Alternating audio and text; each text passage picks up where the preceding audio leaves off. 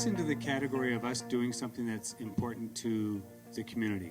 So what we do with Village Radio, for those of you who don't know, is we have podcasts of interesting Calgarians doing interesting things in Calgary to make Calgary a better place. So I think we've done 60. You're trying to see if you're up there. There's James is up there. You're up there too, don't you worry. We're trying, and so these are people that have all done something that's really interesting. It's these two columns here that are our podcast. The rights are just a feed off of our YouTube channel. But all these people are doing really cool things in Calgary.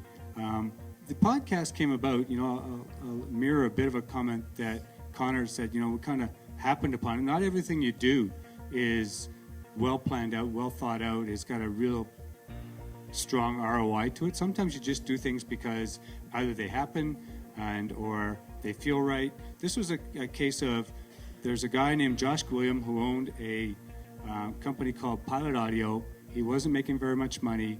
He had purchased this mobile recording studio from CBC Edmonton. It's the Edmonton one, right? No, CBC Edmonton. And then all of a sudden he had this big truck and he goes, I need to park it somewhere. And all of a sudden everybody's charging him $500 to park it. So through a conversation, somebody said, hey, Jim, would you help him out? How can you help him out? And I said, well, you can park it in my parking lot. So that's really where it all started. A guy puts his mobile recording studio in my parking lot. Next thing you know, we're doing interesting podcasts. Dave Kelly and Josh and I are all in a conversation, and we thought it would be really fun to do it. So we've had close to 180, 190,000 podcast downloads so far, which is a pretty big number in the podcast world. And it's pretty much off the back of a napkin. There's 3 or 4 guys working towards trying to curate it, trying to find the right people. We actually just had a meeting at the Ship and Anchor as a group last week and said, do we want to keep it going? So I'm glad this question was asked because it makes me feel like we should keep it going. But we asked whether we should keep it going because for every one of us, we're all really busy, and we all sat down and we all complained about how busy we were, like everybody does it the first time. You say, how are you? I'm busy.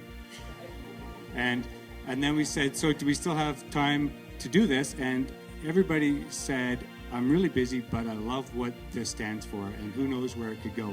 So this fits in the category of it's a really cool idea. It fits with our mantra of supporting community, being a community voice. It's lending a voice to people that are doing interesting things, and how it tends to our bottom line. There's not a direct line, just the same way on so many things we do. There's no direct line, but it feeds that brand story. It feeds the ethos of why we started the brewery, and that makes it authentic, and that makes it something that's worthwhile.